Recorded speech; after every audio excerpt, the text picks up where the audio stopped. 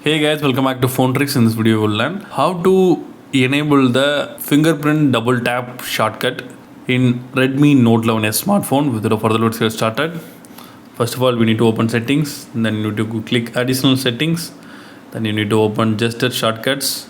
Now you can see the option in the bottom, double tap fingerprint sensor. In default, it shows none. If you click that, you can set the screenshot, turn on torch, control center, launch Google Assistant, launch camera, calculator. So any of the list you can choose from here. If you choose take a screenshot, you can check. It will take screenshot. So in the page, if you want a screenshot, you need to double tap there. Simply double tap. It will take screenshot. So it's a very useful feature. So that's all guys. I hope this video is very useful to you. If you like this video, hit thumbs up and do subscribe our channel for more updates. Thank you.